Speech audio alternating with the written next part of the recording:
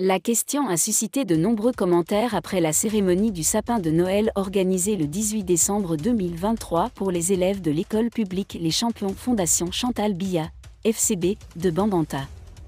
Menée par Abisu Bidangam Wapta, représentant personnel du président fondateur et directeur général de ladite fondation, de nombreux dignitaires ont manqué le grand rassemblement de Ban Kuan, une zone qui abrite non seulement l'école de maîtrise mais où se trouve également la résidence du ministre de l'Urbanisme.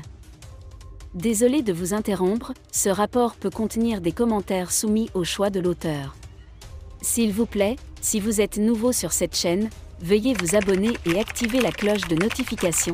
De cette façon, vous serez averti lorsque nous publierons de nouveaux rapports sur cette même chaîne. Merci. Développement et logement, Mindu, Célestine Ketchakurt, est située.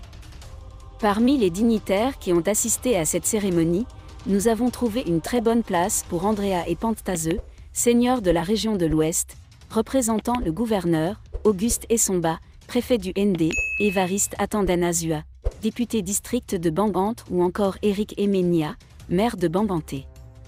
Aucune trace de Célestine Ketchakurt, dont la présence à Bamban quelques jours plus tôt était passée inaperçue. Selon le maire Éric Emenia, la municipalité de Bambanté apprécie toujours la préoccupation unique de la Première Dame. D'après des informations aléatoires obtenues auprès de sources très fiables, force est de constater que la Première Dame Chantal Biya ne souhaite pas voir l'image de celui qui l'a transformée en fantôme. Suite aux résultats de la course Ketcha, Kurt n'aura pas le plaisir de voir ou de toucher les cadeaux de l'épouse du président Paul Biya, qui comprennent une salle informatique entièrement équipée, un fauteuil roulant, des béquilles et une canne blanche pour les personnes handicapées en course. Urbain. Les plus hautes sphères du pays délient la langue, estimant que la Première Dame n'appréciera pas les agissements douteux de l'ancien maire de Bambanté. Alors lequel? Si nos sources se taisent, le PDG du FCB, Abisu Bidangam, n'exagérait pas le formidable partenariat qui existe entre le FCB et la mairie de Bambante. Selon le maire Éric Emenia, le gouvernement de la ville de Bambanté apprécie toujours les différents efforts de la Première Dame tels que l'équipement d'une salle de photographie et l'embellissement de l'hôpital du district de Bambanté à travers la construction de 2 bâtiments R+1 de 12 salles de classe. Atses, Batching, en asphaltant un tronçon de route de 4,8 km à Batching et en fournissant du matériel et des intrants agricoles aux femmes NDE pour des activités agricoles visant à les autonomiser. À approche de l'élection présidentielle camerounaise, théoriquement prévue dans 18 mois, les mouvements d'opposition intensifient leur stratégie de nomination des candidats.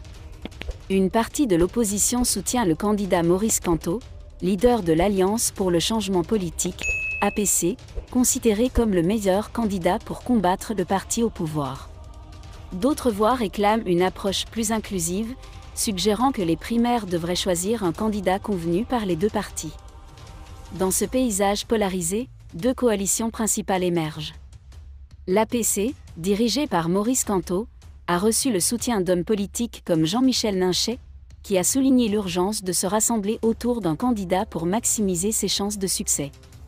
Pendant ce temps, l'Alliance politique pour le changement, PAT, dirigée par Olivier Bell, explore la possibilité d'une consultation plus large avec d'autres membres de l'opposition et de la société civile, cherchant une autre approche pour désigner un candidat.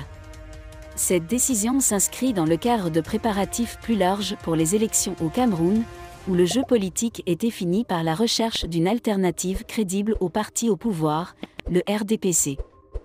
L'histoire politique récente du Cameroun a souvent été caractérisée par des élections compétitives et un paysage politique fragmenté, ce qui rend la recherche d'un consensus au sein de l'opposition à la fois importante et difficile.